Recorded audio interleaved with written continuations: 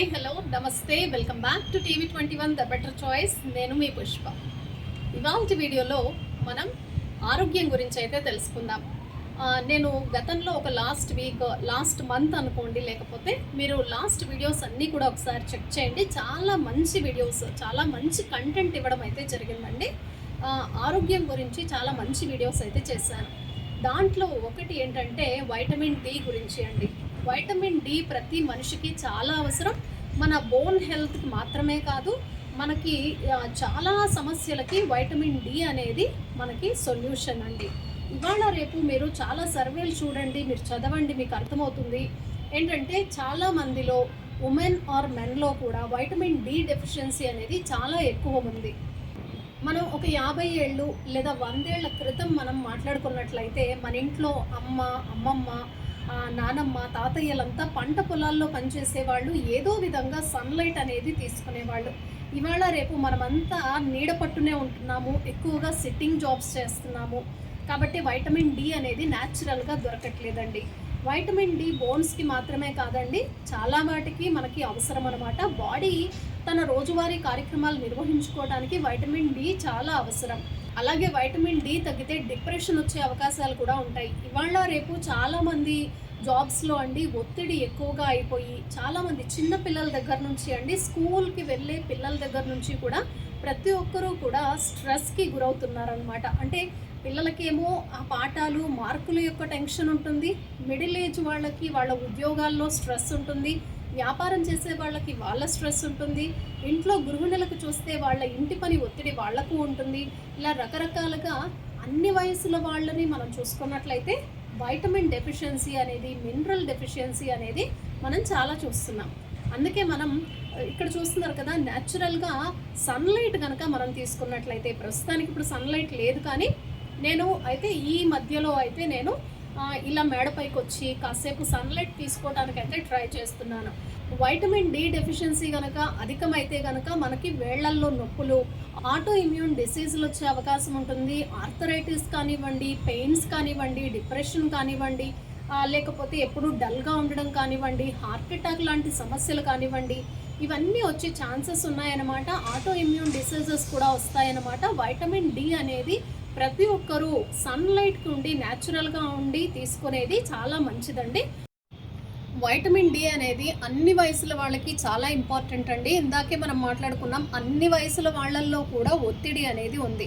అలాగే ఈ అన్ని వయసుల వారు కూడా ఉదయం కానీ సాయంకాలం కానీ టైం స్పెండ్ చేయాలండి. సన్లైట్లో మీరు ఒక అరగంట పాటు టైం స్పెండ్ చేసినట్లయితే కనుక మీకు వైటమిన్ డి అనేది న్యాచురల్గానే దొరుకుతుంది. ఇక ఫుడ్లో కొన్ని ఐటమ్స్ అయితే ఉన్నాయి మనకి, మష్రూమ్స్ కానివ్వండి, ఇంకా కొన్ని రకాల మనం సన్ఫ్లవర్ సీడ్స్ కానివ్వండి, ఇలా కొన్ని రకాల ఐటమ్స్ తీసుకున్నప్పుడు వైటమిన్ డి అనేది మనకు దొరుకుతుంది. అయితే ఏంటంటే వైటమిన్ డి అనేది ఒక ఫ్యాట్ సాల్యుబుల్ వైటమిన్ అండి. ఇది ఫ్యాట్ సాల్యుబుల్ వైటమిన్ అంటారు అనమాట దీన్ని. అలాగే కొంతమంది డాక్టర్స్ మనకి సజెస్ట్ చేస్తూ ఉంటారు, ఎక్కువగా బాడీ పెయిన్స్, అలాగే ఆర్థరైటిస్ సమస్యలు, కొన్ని సమస్యలు ఉన్నప్పుడు డాక్టర్లు వైటమిన్ డి క్యాప్సూల్స్ అనేవి సజెస్ట్ చేస్తూ ఉంటారనమాట. సాఫ్ట్ జెల్స్ లాగా ఉంటాయి, బట్ వాటిని డాక్టర్ అడ్వైస్తోనే లిమిటెడ్గా యూస్ చేయాల్సి ఉంటుందండి. అతిగా ఎక్కువ వైటమిన్ డి అనేది ఎక్కువగా తీసుకోకూడదనమాట. తీసుకుంటే దాని యొక్క సైడ్ ఎఫెక్ట్స్ అనేది ఉంటుందన్నమాట. కాబట్టి మనం న్యాచురల్గానే సన్లైట్ నుంచి వచ్చేది మనకి ఎప్పుడూ హార్మ్ చేయదండి. మనకి ఎంత సరిపడా బాడీ అంతే తీసుకుంటుందన్నమాట. దానివల్ల మనకు ఏ విధమైన సైడ్ ఎఫెక్ట్స్ ఉండవు. కాబట్టి నేను ఈ వీడియోలో మీకు లాస్ట్ వీక్ కానివ్వండి, లాస్ట్ 10 days బ్యాక్ లేదా లాస్ట్ మంత్లో హెల్త్కి సంబంధించి ఏవైతే నేను వీడియోస్ చేశానో ఆ వీడియోస్ అన్నీ నేను డిస్క్రిప్షన్లో మీకు లింక్ ఇచ్చే ప్రయత్నం చేస్తాను. మీరు ఖచ్చితంగా ఒకసారి చూడండి. డిప్రెషన్ పోగొట్టుకోవటానికి, అలాగే వైటమిన్ సి గురించి, వైటమిన్ డి గురించి, కాల్షియం గురించి చాలా మంచి ఇన్ఫర్మేషన్ అయితే ఇవ్వడం జరిగిందండి. చూడండి, ప్రతిరోజు ఏంటంటే మనం ప్రతి ఒక్కరి ధర్మం ఏంటి అండి, మనకు మనం ఆరోగ్యంగా ఉండటం అనేది ప్రతి హ్యూమన్ యొక్క ప్రాథమిక బాధ్యత అండి. అవునండి. అనారోగ్యం వచ్చిన తర్వాత హాస్పిటల్కి వెళ్ళి ట్రీట్మెంట్లు చేసుకుంటూ తర్వాత బాధపడే కంటే ఎవ్రీ డే అండి, చిన్నపిల్లల దగ్గర నుంచి కూడా మనం దీన్ని అలవాటు చేయాలి. ప్రతి ఒక్కరికి కూడా ఆరోగ్యం మీద ధ్యాస పెట్టండి. ప్రతిరోజు మీరు మొబైల్ చూస్తూ ఉంటారు, టీవీ చూస్తూ ఉంటారు, మూవీస్ చూస్తూ ఉంటారు, ఇన్నిటి మీద మీరు టైం స్పెండ్ చేస్తున్నారు. కదా, మీ సమయాన్ని మీరు అక్కడ ఇన్వెస్ట్మెంట్ చేస్తున్నారు, వేస్ట్గానే అవుతోంది కదా. ఆ సమయాన్ని మీరు ఆరోగ్యం మీద ఇన్వెస్ట్మెంట్ చేయండి. డైలీ బేసిస్లో ఒక 10 మినిట్స్ 15 మినిట్స్ లేదా అరగంట పాటు మీరు టైంని ఇన్వెస్ట్మెంట్ చేయండి.